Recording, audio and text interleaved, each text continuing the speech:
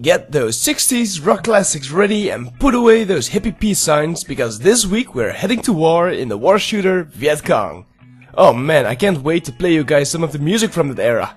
Born to be wild. Now before we start off, a big shout out for pheeph for allowing me to use his Vietcong footage, seeing as the game just kept crashing on my computer.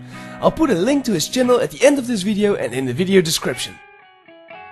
Vietcong is a first-person shooter released in 2003 as a combined effort between Pterodon and 2K Czech.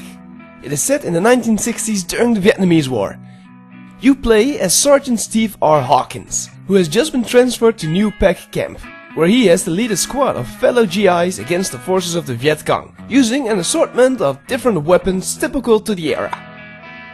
Gameplay-wise, Vietcong plays very similar to most first-person shooters. However, it took a way more realistic approach, advancing on enemy positions while your allies lay down cover fire, try and make it up that hill,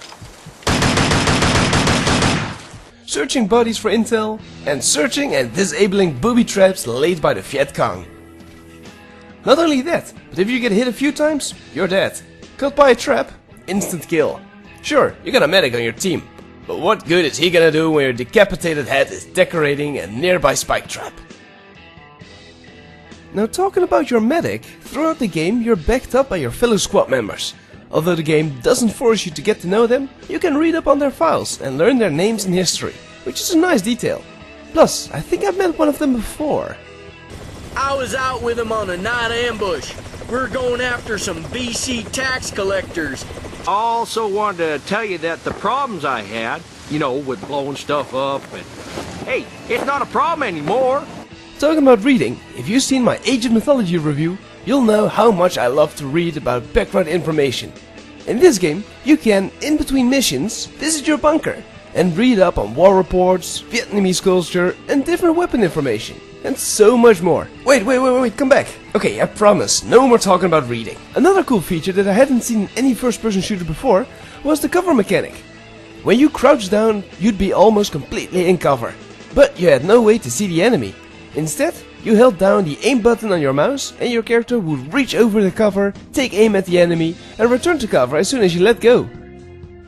Vietcong was also one of the first games where I saw friendly NPCs interacting with the environment, actively seeking out cover or climbing over logs.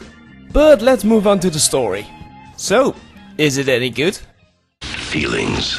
Those you try to lose. Fear. That you can't forget. Friendship. Sometimes you just have to work with what you got. Well said, bad guy from the New Adventures of Superman. Okay, so the story isn't that amazing. You basically follow your team through the jungle to complete a set of missions. From search and destroy to aiding civilians, to occasionally crawling underground through Vietcong tunnels. Now I know I promised I wouldn't bring it up again, but you can read. Whoa! You could read. Whoa! Are you about done? Yeah, I'm done. Okay, so you could read. Whoa! In our modern day of flying cars and toasters that can read your mind, we've gotten used to the fanciest graphics. And because of that, Vietcong doesn't really hold up anymore. I remember it looked okay for its time, but I've always thought that the facial animation and the lip syncing looked incredibly uncanny. It does, however, give you a few nice scenes where you can just sit back in a car or a chopper as you're being dropped off for a mission. And the graphics aren't everything. Vietcong does a well enough job to sell you on its atmosphere. It doesn't really rush you from firefight to firefight, instead encouraging you to send your point men up front to scout for traps and carefully make your way through the jungle. The multiplayer in Vietcong was definitely one of its strong points. Following the route of DICE's Battlefield 1942, you could play up to 64 players and fight it out between the Americans and the Vietcong on several different maps. Personally, I loved pulling the pin out of a grenade and running into an enemy, blowing us both up.